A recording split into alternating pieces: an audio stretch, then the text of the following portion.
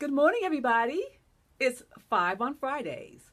I rushed here in my office from the gym, so I have on my gym top.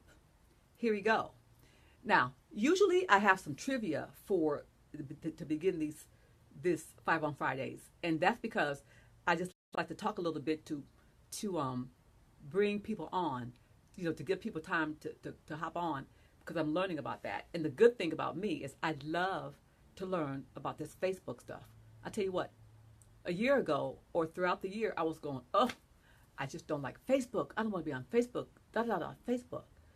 But then I thought, you know what, Latifa, since you want to have a business on Facebook, an online business, you better be on Facebook. And I have so much stuff to talk about all the time because I'm a chatter. I have so much stuff to talk about and so much free content to give. So that's the story. Okay, that's my talking. If you're coming on, you're on. If you're not, you're not. So 5 on Fridays. This is the first question. The first question was asked by a person. The reason why I'm not looking at it right now is because I did it 30 minutes ago for my business page. Remember, the coaching Kiva, Kiva, is my business page, but nobody goes there. So I do both, my business page and my personal page. And one day when I get it together, then I'll do it on my business page. That's why. So the first question someone asked was, is it okay to discuss your problems in your relationship with your friends or coworkers? That was the question.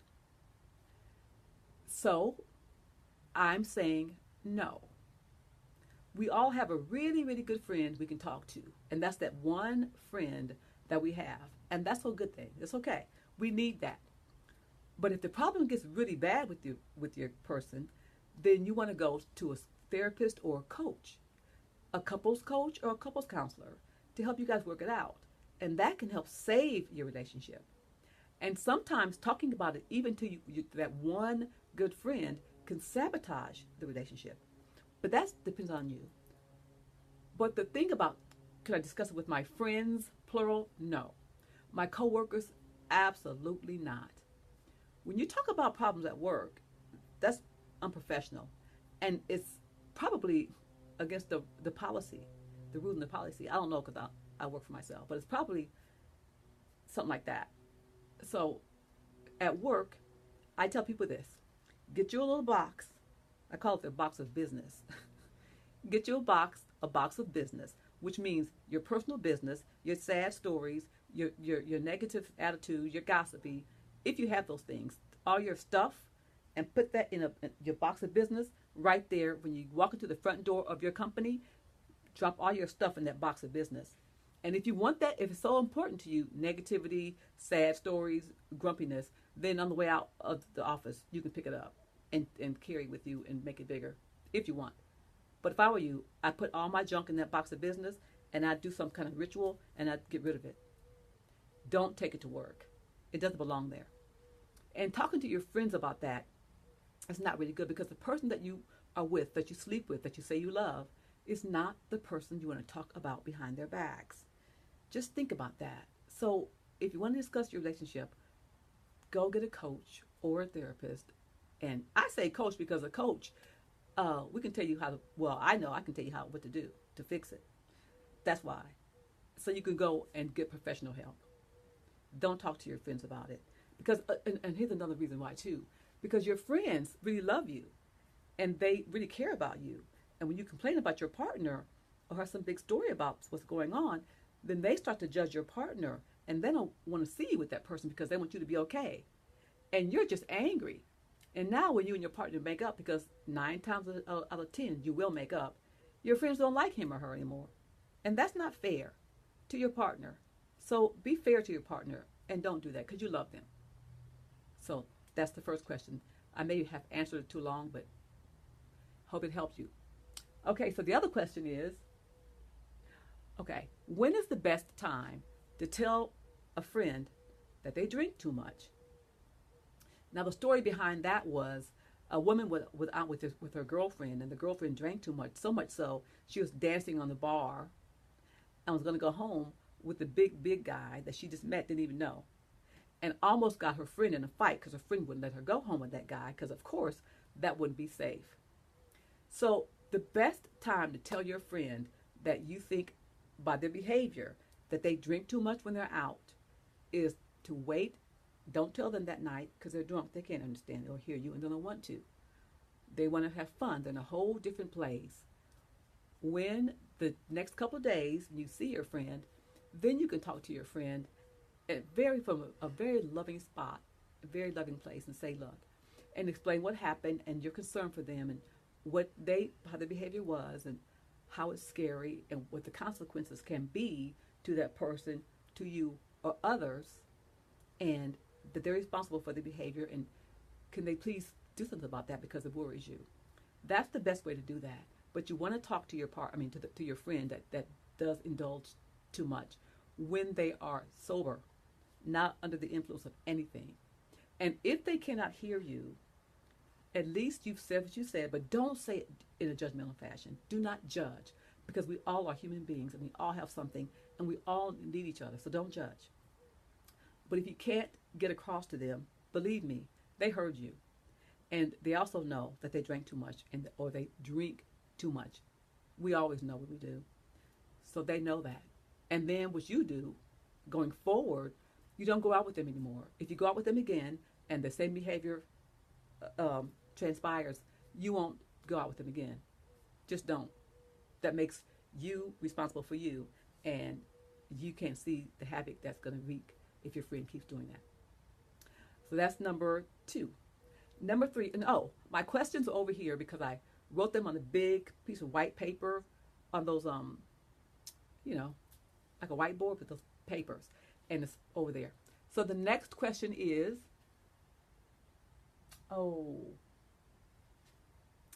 a guy asked me this question, and he said, why can't women get along?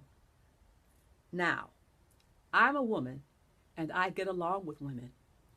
So it didn't, I thought, And it's not a new thing for me. I've heard it before. Years ago, I had a nonprofit called Little Goddess, and it was for adolescent girls that in the group homes or foster care. And I had that for those girls to teach them exposure and self-worth, and the story they tell is the story they live. And they would say, I don't like her. I don't like girls. They're adolescents. And I would say, what are you? A girl? Would be a woman? You don't like yourself? They couldn't put them together. But I'll tell you what. If you're a woman and you say you don't get along with women, let's just say you may not get along with a woman. But if you find every woman you meet doesn't get along with you, then it couldn't be all them. So do you want to get along with a female? And if you don't, why not? Competition. Okay. Insecurity. Jealousy. Well, that's in the world. But it starts with you. So if you're confident and you're strong in who you are, your sense of self, you have no problem. And if you meet a woman that you find is not genuine and you can't trust her or whatever the story might be, then find another friend. But at the end of the day, you'll find with time and when you get older, you'll definitely wish you had women friends. You're a woman and there's nobody like us. And we have situations and lives and things that nobody else can have. And only we understand. So you really do want to have female friends. So if you don't like women today and can't get along, learn how to do that. First, by looking at yourself. Do you love yourself? Do you like yourself? So when you say yes to that, you look for the part about yourself that's so great that you love and so wonderful in every woman you meet, because we all are just as beautiful as you. We all need to be able to get along. That's the answer. Okay. So number 4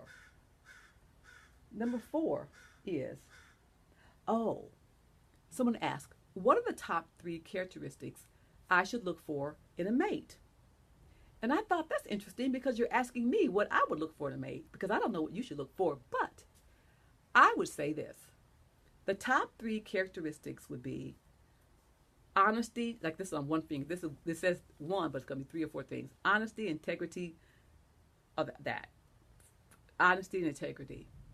And kindness. That's 3 things in one finger, but that's 1. The second one would be there's got to be a connection, chemistry. And then third one would be your long-term goal or vision or dream. Do they align? What you want for in the long term, if your dream is, I want a yacht and I want to travel the world, do they want to do that? If your dream is, I want children and a white picket fence, do they want to do that? If your dream is, I want to work for myself online and be on the computer a lot, do they want to do that?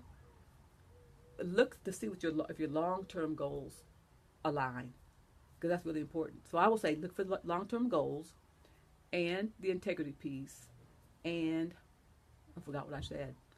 What was that? Okay. You want to make sure that chemistry. I know, right? I had like a brain freeze. Chemistry, long-term goals, chemistry, and the integrity piece. You want to look for that. Okay. And the number 5 is, how do you keep it civil when there's been a disagreement at work? So I'm thinking they're not meaning you get involved in the fisticuffs. They don't mean that. They just mean civil, like they can still speak to each other, can still work together. That negative tension's not there. And here it is. If you're at work and you have a disagreement, you need some conflict resolution, especially if one person's not speaking to you anymore and you're supposed to work together and they roll their eyes and won't talk and freeze you out. One of the worst things that we can experience as human beings is being ignored. That's one of the worst punishments, is to be ignored.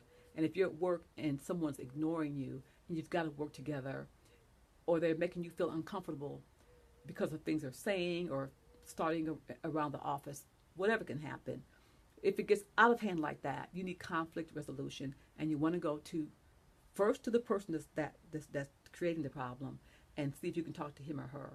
And if you can't, then you've got to follow protocol. You've got to go to your supervisor, whomever is in control, or your teammate, whatever's happening, and talk to them about it. And then you have to all talk, you, her, or him, and somebody else, or a conflict resolution specialist, because that can affect productivity at work, and your boss or the owner of the company is not going to like that at all. So you want to handle it as fast as you can. Plus, then you will be able to breathe, and it'll be fine for you. So that's what I would suggest that you do. So those are the 5 questions. This is 5 on Fridays. Find me, come to Latifah Willing and find the lives I do, because they're always going to give you some good information. I'm a coach and a doctor of psychology. I save marriages, improve relationships, and change lives. That's what I do. Something just told me to say that to you guys.